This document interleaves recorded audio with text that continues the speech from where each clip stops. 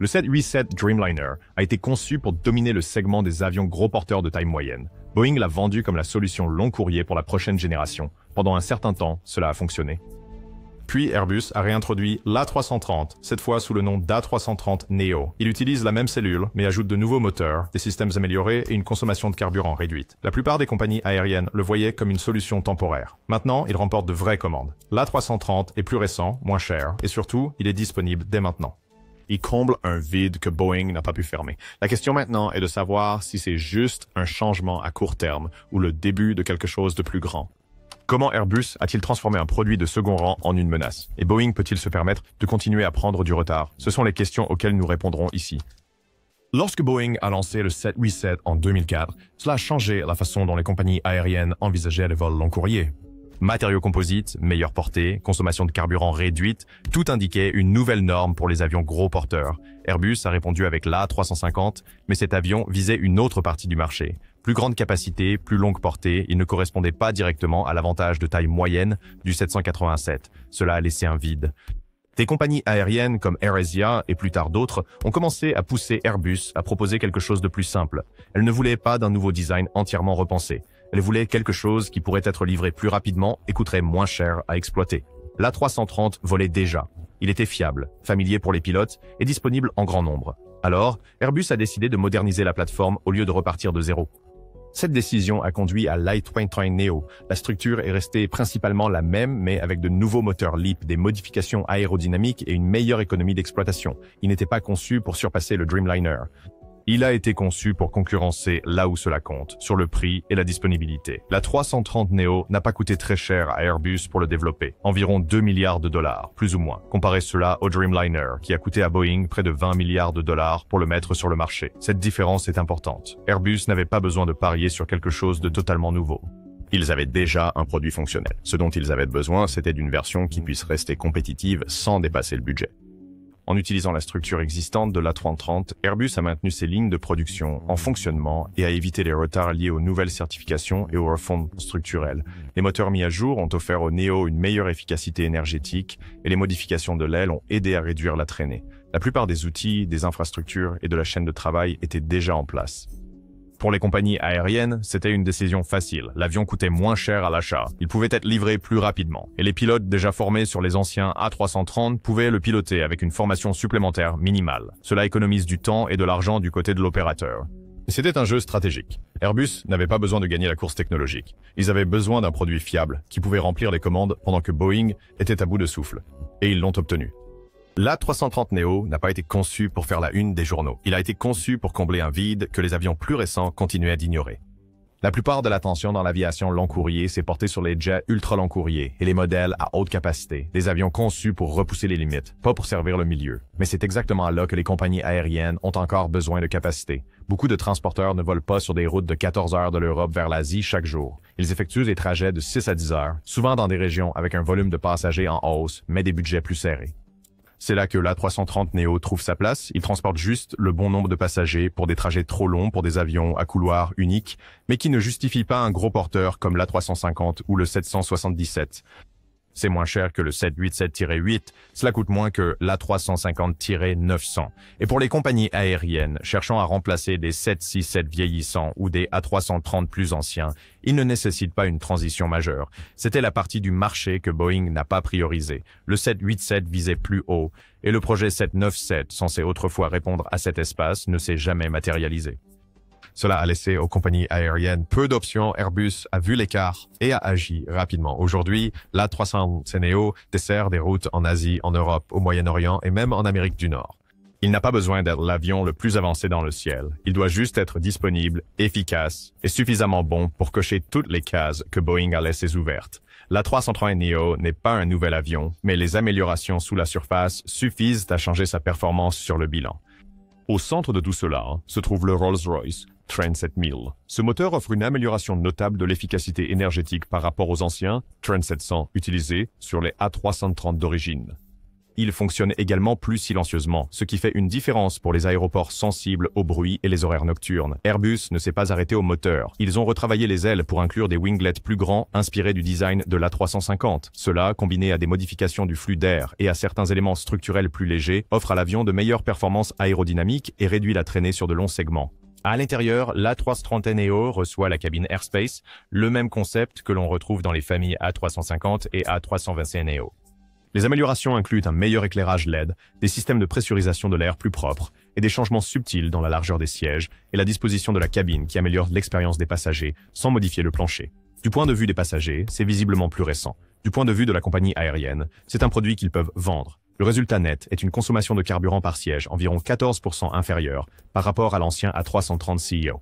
Cela le place à portée de l'efficacité du 737-8, sans le temps d'attente ni le prix. Les compagnies aériennes qui n'ont pas besoin de l'autonomie d'un Dreamliner obtiennent tout de même la plupart des performances pour moins d'argent, ce qui fait fonctionner le concept NEO. L'un des plus grands avantages de l'A330 NEO n'a rien à voir avec ses moteurs ou la conception de ses ailes.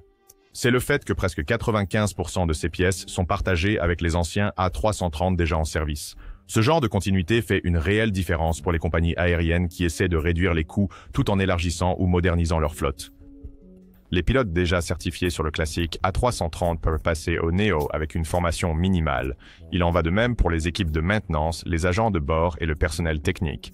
Pour les compagnies aériennes, cela signifie moins d'heures de simulateur, moins de retards réglementaires et un processus d'intégration plus fluide dans l'ensemble. Les coûts de maintenance, de réparation et de révision restent plus bas car les inventaires de pièces de rechange existants s'appliquent toujours. Les compagnies aériennes n'ont pas à reconstruire leur logistique ou à recycler l'ensemble de leur personnel. Cela conduit à une utilisation accrue des avions, ce qui est un indicateur clé de rentabilité sur les routes de moyenne distance et à haute fréquence.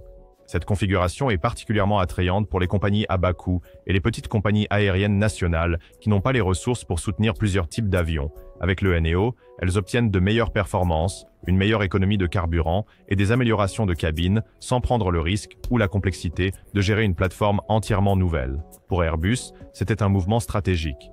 En maintenant la famille A330 en vie, grâce à des améliorations plutôt qu'à une refonte, ils ont offert aux compagnies aériennes un moyen plus simple, moins cher et plus rapide de se moderniser. Et dans un marché où chaque jour au sol coûte de l'argent, cette offre est difficile à ignorer. Pour les passagers, l'A330neo ne crie pas luxe, mais il fait discrètement beaucoup de choses bien. L'une des caractéristiques les plus négligées est la largeur de siège de 18 pouces en classe économique, qui est standard dans la configuration de l'A330. Ce pouce supplémentaire, comparé à certaines configurations du 787, compte sur les vols plus longs, surtout lorsqu'ils sont remplis à pleine capacité. Les compagnies aériennes bénéficient également d'un haut niveau de flexibilité dans la configuration de la cabine. Certains opérateurs l'utilisent dans une disposition dense jusqu'à 459 sièges en configuration toute économique pour les routes à fort volume. D'autres font le choix inverse en intégrant des cabines premium pour les marchés internationaux avec une plus grande demande d'affaires. Ce niveau d'adaptabilité rend l'avion viable pour des modèles économiques très différents. Le point fort de l'A330neo n'est pas les routes de prestige ou les longs courriers phares. Il excelle sur les trajets internationaux de moyenne distance, les connexions régionales à fort trafic et les aéroports de second niveau, où la demande est forte mais l'infrastructure est limitée. Ce ne sont pas toujours les routes qui font les gros titres, mais elles sont souvent les plus rentables. Il n'est pas conçu pour attirer l'attention. Il est conçu pour transporter des personnes, remplir des sièges et maîtriser les coûts. Et pour un nombre croissant de transporteurs, c'est exactement ce dont ils ont besoin. L'A330neo a constitué une base de clients qui prouve sa flexibilité. Delta en a fait une partie essentielle de ses opérations long courrier, avec 33 dans la flotte. Durch die Lonterende sur les routes transatlantiques, c'est basé des vols domestiques longue distance, ou les 767 volaient auparavant. Il ne s'agit pas seulement de remplacer de vieux avions, il s'agit d'utiliser un type qui s'adapte au réseau sans ajouter de complexité. TAP Portugal en exploite 19. Leur objectif est très spécifique. Des routes vers le Brésil, le milieu de l'Atlantique et certaines parties de l'Afrique. Ce type de réseau n'a pas besoin de la taille d'un 777 ou du coût d'un Dreamliner. Le Neo leur offre une plateforme cohérente qui correspond à la demande avec des économies de carburant importantes sur les longs trajets. Condor en Allemagne l'utilise pour des routes à forte fréquentation touristique. Pensez aux voyages organisés vers l'Asie du Sud-Est, l'Afrique et les Caraïbes. L'avion atteint un juste milieu en termes de portée et de capacité et il maintient les coûts bas pour les routes où les marges sont faibles. Cebu Pacific, aux Philippines, a adopté une approche différente. Ils exploitent l'A330neo en configuration ultra dense, avec 459 sièges pour le trafic régional en Asie. Ils le font voler sur de courtes distances, fréquemment, et gardent chaque siège occupé. Même Etihad Airways, le transporteur national en Italie, est de la partie. Ils en ont pris 11. Qu'il s'agisse de compagnies traditionnelles ou à bas coût, de loisirs ou d'affaires, le Neo fonctionne parce qu'il s'intègre dans les systèmes existants et offre des performances sans demander aux compagnies aériennes de réinventer leur modèle de flotte. Une des raisons pour lesquelles l'A330 Neo continue d'être choisi est qu'il couvre beaucoup de terrain sans obliger les compagnies aériennes à prendre des décisions coûteuses. Il remplace plusieurs types différents à la fois, les 757, 767, les anciens A300 et même certains premiers 777. Cela offre aux compagnies aériennes un moyen de simplifier leur flotte sans faire un pas en arrière en termes de performance. C'est aussi une option intermédiaire pour les transporteurs qui ne sont pas prêts à entrer dans la gamme de prix d'un 787 ou A350. Le prix d'achat est plus bas, tout comme les taux de location. Cela compte pour les compagnies aériennes surveillant leurs marges, ou celles se remettant des réductions de flotte pendant les années de pandémie. Il y a un autre facteur qui continue de faire pencher les décisions en faveur d'Airbus. Les délais de production pour la 330 Neo sont plus courts, et les créneaux de livraison sont plus faciles à obtenir. Les lignes d'assemblage sont établies, les fournisseurs sont familiers. Les compagnies aériennes peuvent passer de la signature d'un contrat à l'exploitation de l'avion beaucoup plus rapidement qu'avec un Dreamliner. Ce type de flexibilité n'apparaît pas toujours dans les fiches techniques, mais cela fait une réelle différence pour les opérateurs qui ont besoin d'avions maintenant, pas dans 3 ou 4 ans. Airbus le sait et a positionné le NEO pour en tirer parti. L'A330 Neo devient discrètement un favori sur les marchés émergents, et ce n'est pas par hasard. Les compagnies aériennes en Asie du Sud-Est, au Moyen-Orient et dans certaines parties de l'Afrique voient une croissance régulière de la demande de passagers. Mais beaucoup d'entre elles ne peuvent pas ou ne veulent pas dépenser près de 300 millions de dollars pour des gros porteurs neufs. Ils ont besoin de quelque chose de plus pratique. Le Neo leur offre ce juste milieu. Il propose une autonomie long courrier, une capacité de fret décente et une meilleure efficacité énergétique que les avions qu'il remplace habituellement. En même temps, il évite le type de risque financier associé à la commande d'un Dreamliner ou d'un A350. Cela en fait un choix attrayant pour les compagnies aériennes opérant dans des régions avec des marges serrées et des subventions publiques limitées. Les transporteurs nationaux qui sont sous pression pour se moderniser sans dépenses massives tirent beaucoup de valeur du Neo. Il peut desservir des routes intercontinentales à partir de villes qui n'ont pas toujours un trafic à fort rendement. Il peut effectuer des liaisons régionales à haute fréquence sans être surdimensionné. Et pour les gouvernements qui essaient de maintenir les compagnies nationales compétitives sans épuiser les budgets publics, l'économie compte plus que le prestige. Dans les endroits où le transport aérien croît rapidement mais où le profit n'est pas garanti, la flexibilité et le contrôle des coûts sont essentiels. C'est là que l'A330 Neo trouve sa place. Il ne cherche pas à faire la une des journaux ou à battre des records. Il cherche à offrir aux compagnies aériennes un gros porteur qui fonctionne aujourd'hui, ne parie pas sur demain, et s'intègre dans des flottes qui construisent encore leur avenir une route à la fois. Chaque fois qu'une compagnie aérienne commande l'A330 Neo au lieu du 787, Boeing subit un coût, et pas seulement en termes de nombre de commandes. La différence de coût est substantielle. Selon la configuration et les conditions de l'accord, un A330 Neo peut coûter de 30 millions à 40 millions de dollars de moins par unité qu'un 787. Cet écart de prix à lui seul change la façon dont les compagnies aériennes plus petites ou de taille moyenne prennent leurs décisions. Mais cela ne s'arrête pas au prix catalogue. Les économies s'accumulent lorsque l'on prend en compte les coûts de maintenance inférieurs et la formation des pilotes. Les compagnies aériennes qui exploitent déjà les anciens A330 n'ont pas besoin de recycler leurs équipages ou de réviser leur stock de pièces. Cela pousse le coût total du changement encore plus en faveur d'Airbus. Boeing ne peut pas ignorer cela. Pour rester compétitif, ils ont dû offrir des réductions plus importantes sur le Dreamliner, surtout sur la variante 8. Mais les baisses de prix réduisent les marges. Et c'est un problème lorsque le programme 787 est encore sous pression pour récupérer des milliards des retards et des refontes antérieures. Dans les guerres d'enchères pour les contrats de gros porteurs de taille moyenne, surtout sur les marchés en dehors de l'Amérique du Nord, Boeing perd du terrain. Lorsqu'une compagnie aérienne fait des calculs et que la route ne nécessite pas toute la portée du Dreamliner, Airbus a l'avantage. Le Neo ne surpasse peut-être pas le 787 en termes de performance, mais il frappe fort là où cela compte, coût, simplicité et délai de livraison. Alors que Boeing faisait face à des problèmes de qualité et à la supervision de la Federal Aviation Administration, Airbus continuait de livrer l'A330 Neo. Le contraste n'est pas passé inaperçu. Le programme 787 a connu plusieurs arrêts de production au cours des dernières années, certains liés à des inspections du fuselage, d'autres à des incohérences des fournisseurs. À un moment donné, les livraisons ont été suspendues pendant plus d'un an. Ce n'est pas juste un retard. C'est un cauchemar de planification pour les compagnies aériennes, essayant de construire leurs horaires et de respecter leurs objectifs de croissance. L'administration fédérale de l'aviation a été impliquée tout au long et chaque enquête ralentit le processus. Même après la reprise de la production, les clients s'inquiètent de savoir si leurs avions arriveront à temps ou si d'autres inspections sont à venir. Cette incertitude pousse certains transporteurs à reconsidérer leur stratégie de flotte. Airbus n'a pas besoin d'égaler Boeing en termes de performance lorsque la fiabilité est aussi imprévisible. Ils ont profité de l'occasion pour positionner l'A330neo comme l'option stable et disponible. Ce n'est pas tape à l'œil, mais c'est présent. Alors que les délais de livraison du 787 glissent, surtout pour les nouvelles commandes, les compagnies aériennes avec des plans d'expansion serrés commencent à chercher ailleurs. Et pour les compagnies aériennes qui ont besoin d'avions maintenant, pas dans 3 ans, attendre n'est pas une option. L'A330neo a discrètement décroché ses contrats, non pas parce qu'il est révolutionnaire, mais parce qu'il est constant. C'est le genre de perturbation que Boeing n'avait pas prévu. Perdre des clients non pas à cause des spécifications, mais à cause de la patience. Boeing a construit le 787 pour gagner en portée, en efficacité et en technologie, et il l'a fait dans le haut de gamme du marché.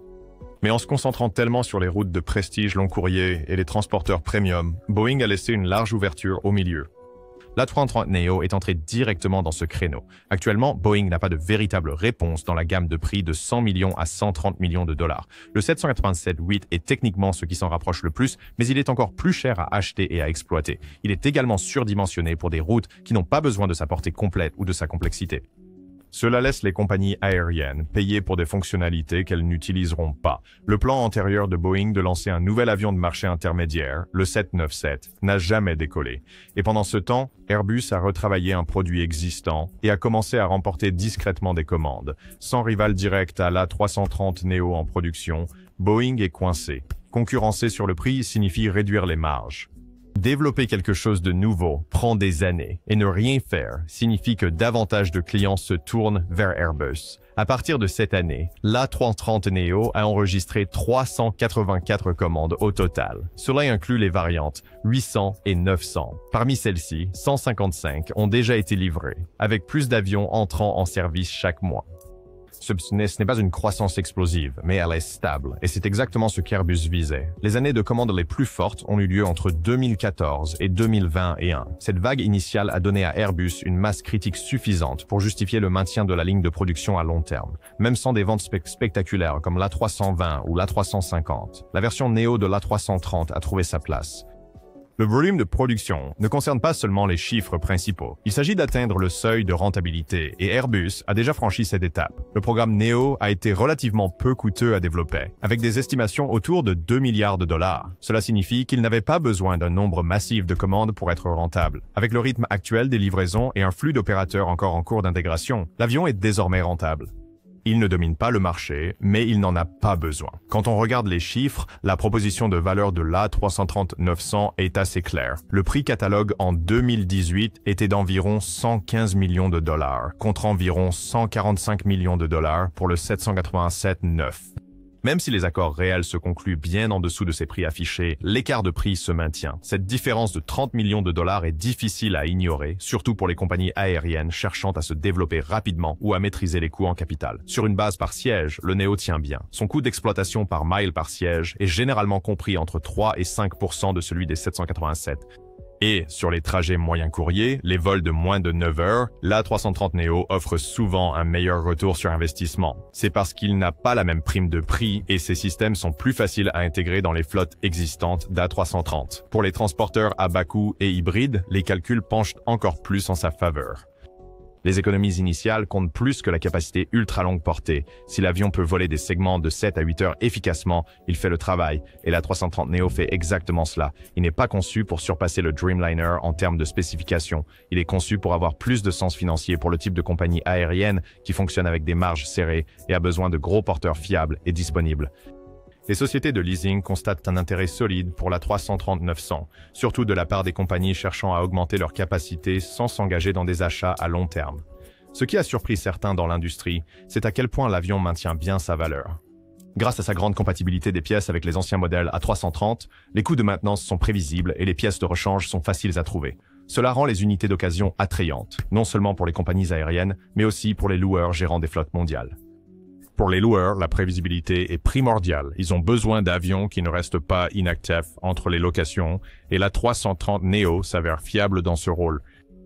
Il ne comporte pas les risques d'une plateforme toute nouvelle et il n'a pas besoin de route premium pour rester rentable. Avec une portée qui couvre la plupart des besoins long courriers et une configuration de cabine qui s'adapte à presque tous les modèles économiques, il est suffisamment flexible pour plusieurs cycles de location.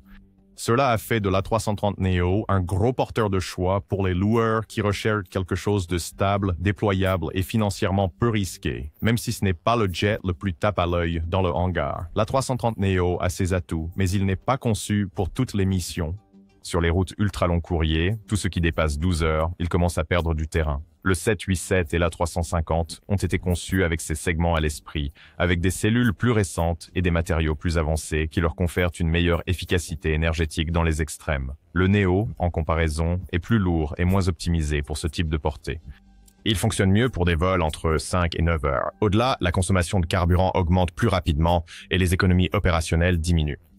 C'est une grande raison pour laquelle vous ne le voyez pas dans les flottes d'Emirates, Qatar Airways ou All Nippon Airways. Ces compagnies exploitent des routes long courrier, fortement axées sur le premium, et préfèrent des avions qui peuvent faire plus avec moins de carburant sur de plus longues distances. Le Neo est également moins attractif pour les compagnies aériennes, cherchant à consolider leur flotte d'avions gros porteurs autour de plateformes plus récentes. Pour eux, ajouter un A330 mis à jour n'a pas de sens alors qu'ils exploitent déjà des avions de nouvelle génération avec plus d'autonomie. Ce n'est pas que le Neo ne puisse pas aller loin, c'est juste qu'il n'est pas la meilleure option quand il faut aller loin et plein chaque jour. Après un bon départ, les ventes de l'A330 Neo ont ralenti. La plupart des grosses commandes ont été passées dans les années qui ont suivi le lancement, mais l'élan ne s'est pas maintenu jusqu'au milieu des années 2020. C'est en partie parce que le marché a changé. De nombreuses compagnies aériennes se sont soit engagées sur des plateformes plus récentes, comme l'A350, soit ont réduit leurs ambitions de long courrier. Un autre facteur qui le freine est l'exclusivité des moteurs. Le Neo est uniquement équipé de moteurs Rolls-Royce Trent 7000. Il n'y a pas d'option pour le spécifier avec GE ou CFM, et c'est un obstacle pour certaines compagnies aériennes. Les compagnies qui standardisent déjà sur différents types de moteurs ne veulent pas introduire un tout nouveau système de maintenance dans leur flotte juste pour un avion. Le moteur lui-même n'a pas été parfait non plus. Les premiers opérateurs ont signalé des problèmes, et Malaysia Airlines a temporairement immobilisé ses A330neo en raison de préoccupations concernant les performances. Les retards de livraison des moteurs ont également ralenti la production à certains moments, limitant la rapidité avec laquelle Airbus peut avancer sur de nouvelles commandes. Et puis, il y a la variante A330-800. Elle était censée être une option plus petite et à plus longue portée, mais avec seulement 7 livrées, elle n'a jamais trouvé de véritable public. À ce stade, c'est presque abandonné. Le programme Neo fonctionne, mais il n'est pas sans friction. Airbus n'avait pas besoin d'un tout nouveau design pour avoir un impact. Ils ont pris une plateforme existante, l'ont modernisée juste assez et l'ont tarifée pour qu'elle se vende. L'A330neo ne fait pas la une des journaux, mais il remporte discrètement des contrats que Boeing ne peut pas se permettre de perdre. Le Dreamliner est toujours en tête en termes d'autonomie et d'efficacité, mais cela n'a pas beaucoup d'importance lorsque les compagnies aériennes sont clouées au sol en attendant des créneaux de livraison ou ne peuvent justifier le prix. Dans cette partie du marché, Airbus a surpassé Boeing en matière de timing, de simplicité et d'économie, transformant ainsi ce qui était censé être une solution provisoire en une menace à long terme. L'A330neo n'essaie pas d'être le meilleur avion dans le ciel. Il essaie d'être celui qui est livré, qui rapporte de l'argent et qui continue de voler. En ce moment, c'est suffisant. Boeing ignore-t-il ce marché à ses risques et périls? Airbus pourrait-il tranquillement prendre le contrôle du milieu pendant que tout le monde est distrait par les batailles long courrier? Partagez vos réflexions ci-dessous et n'oubliez pas de liker et de vous abonner.